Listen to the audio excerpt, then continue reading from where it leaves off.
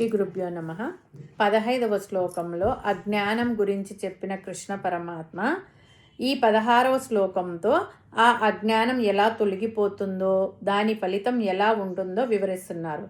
ఓం జ్ఞానేన తు తదజ్ఞానం యేషాం నాసితమాత్మనః తేషాం ఆదిత్యవజ్ఞానం ప్రకాశయతి తత్పరం. ముందుగా పదపదానికి అర్థం తెలుసుకుందాం. ఏషాం ఎవరి యొక్క, ఏ ప్రాణుల యొక్క, ఆత్మనః ఆత్మ సంబంధమైన, తత్ అజ్ఞానం ఆ అజ్ఞానము, జ్ఞానేనతు జ్ఞానము చేత, నాశితం నాశనం చేయబడుతుందో, తేషాం వారి యొక్క జ్ఞానం ఆ జ్ఞానము, ఆదిత్యవత్ సూర్యుని వలె, తత్పరం పరమాత్మ తత్వాన్ని, ప్రకాశయతి ప్రకాశింపచేస్తుంది.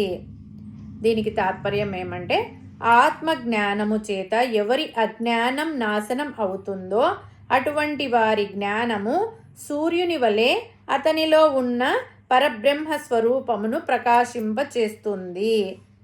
ఇంకా మనం వివరంగా తెలుసుకోవాలంటే, క్రిందటి శ్లోకంలో అంటే 15వ శ్లోకంలో జీవుణ్ణి బాధించే రోగం చెప్పినాడు పరమాత్మ. ఈ శ్లోకంలో దానికి మందు చెప్పబడింది. దుఃఖమే ఆ రోగం, జ్ఞానమే దానికి మందు. దీపం వెలిగించగానే చీకటి పోతుంది, జ్ఞానం కలగగానే అజ్ఞానం తొలగిపోతుంది.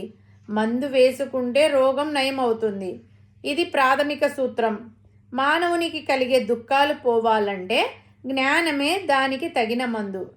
జ్ఞానం అంటే తత్వ విచారణ, ఆత్మతత్వం తెలుసుకోవడము, ఆత్మజ్ఞానం కలగడము, మనం ఎవరో మనం తెలుసుకోవడం. అప్పుడు మనలో ఉన్న అజ్ఞానం పటాపంచలైపోతుంది, జ్ఞానోదయం అవుతుంది. తేషాం ఆతిథ్యవత్ జ్ఞానం, జ్ఞానం అనేది సూర్యుడిలా వెలుగుతూ అజ్ఞానాన్ని పారద్రోలి, ప్రకాశయతి తత్పరం ఆ పరబ్రహ్మను స్పష్టంగా ప్రకాశింపచేస్తుంది. ఆత్మతత్వం స్పష్టంగా గోచరిస్తుంది. జ్ఞానం అనేది కొత్తగా దేనిని సృష్టించదు, ఉన్న సత్యాన్ని అంటే పరమాత్మను మనకు చూపిస్తుంది. దీనికి ఒక మంచి ఉదాహరణ సూర్యుడు. మేఘాలతో కప్పబడి ఉంటే మనకు వెలుతురు రాదు, వేడి ఉండదు, చీకటిగా ఉంటుంది. అదే మేఘాలు అడ్డం తొలగితే లోకం వెలుగుతో నిండిపోతుంది. మన జీవాత్మను అజ్ఞానం ఆవరించి ఉన్నంతకాలం మనం మోహంలో ఉంటాం, దుఃఖంలో ఉంటాం. అజ్ఞానం అనే మేఘాలు తొలగిపోతే జ్ఞానం అనే వెలుగు విస్తరిస్తుంది. మనందరినీ అజ్ఞానం అనే మేఘాలు ఆవరించి ఉన్నాయి. మన జీవితంలో కూడా మనం చేసే పనులు, పొందే దుఃఖాలు అన్నీ మనల్ని వదిలిపెట్టవు అని అనుకుంటుంటాం. అజ్ఞానం అనే చీకట్లో నడుస్తూ, ఈ సంసారం అనే అడవిలో తిరుగుతూ, ఏవేవో కర్మలు చేస్తూ దుఃఖాలు అనే దెబ్బలు తగిలించుకుంటున్నాం.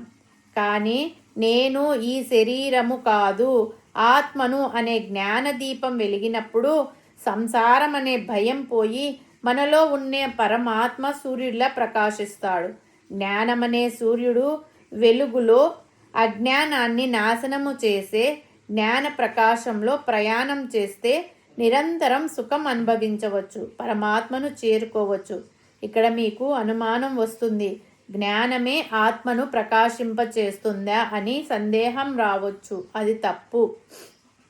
సూర్యుడు ఎలాగైతే స్వయం ప్రకాశకుడో అలాగే ఆత్మ కూడా స్వయంగా ప్రకాశిస్తుంది.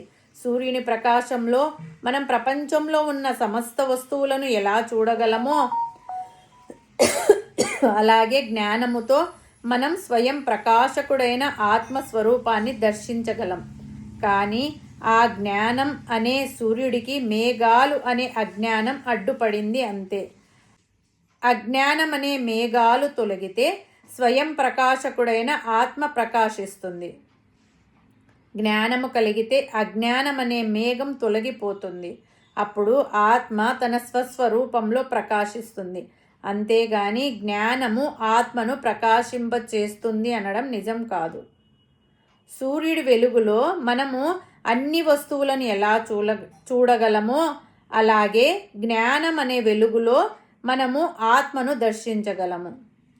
అప్పుడు మనకు ఈ ప్రాపంచిక విషయాలన్నీ తన నిజస్వరూపంతో కనిపిస్తాయి. మనలో ఉన్న మోహం అనే భ్రమ తొలగిపోతుంది.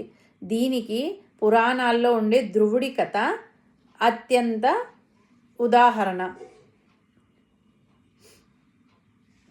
ఇది కేవలం ఒక బాలుడి పట్టుదల మాత్రమే కాదు, అజ్ఞానం నుంచి జ్ఞానం వైపు ఒక జీవుడు సాగించే ప్రయాణం. ఉత్తానపాదుడు అనే రాజుకు 2 భార్యలు, సునీతి, సురుచి. ధ్రువుడు సునీతి కుమారుడు. రాజుకు 2వ భార్య సురుచి. సురుచి అంటే రాజుకు ప్రాణం. ఒకరోజు రాజు తన 2వ భార్య కొడుకైన ఉత్తముడిని తొడపై కూర్చోబెట్టుకొని లాలిస్తుంటాడు. అది చూచిన 5 ఏళ్ల ధ్రువుడు కూడా తండ్రి తొడపై కూర్చోవాలని వెళ్తాడు. అప్పుడు సురుచి ధ్రువుడిని పక్కకు నెట్టి, నీకు రాజుగారి తొడపై కూర్చోవాలని ఉంటే నువ్వు నా కడుపున పుట్టాలి, వెళ్ళి ఆ నారాయణుడిని ప్రార్థించు అని కఠినంగా అవమానిస్తుంది. తండ్రి కూడా భార్య మాటలకు భయపడి మౌనంగా ఉండిపోతాడు. ఏడుస్తూ తల్లి సునీతి దగ్గరకు వెళ్ళిన ధ్రువుడికి ఆమె ఒక గొప్ప మాట చెబుతుంది. నాయనా, నీ పినతల్లి అన్న మాటలు నిజమే.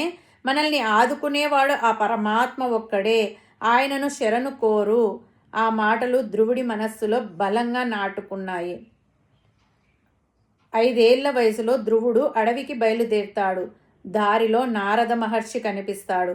చిన్న పిల్లాడి పట్టుదలను పరీక్షించడానికి, నాయన, అడవిలో క్రూర మృగాలు ఉంటాయి, తిరిగి ఇంటికి వెళ్ళిపో అని నారదుడు చెబుతాడు. కానీ ధ్రువుడు వెనక్కి తగ్గడు. ధ్రువుడి దీక్షను చూసి ముచ్చటపడిన నారదుడు అతనికి ఓం నమో భగవతే వాసుదేవాయ అనే మంత్రాన్ని ఉపదేశిస్తాడు. మధువనంలో ధ్రువుడు తపస్సు ప్రారంభించాడు. మొదటి నెలలో 3 రోజులకు ఒకసారి కాయగూరలు తిన్నాడు.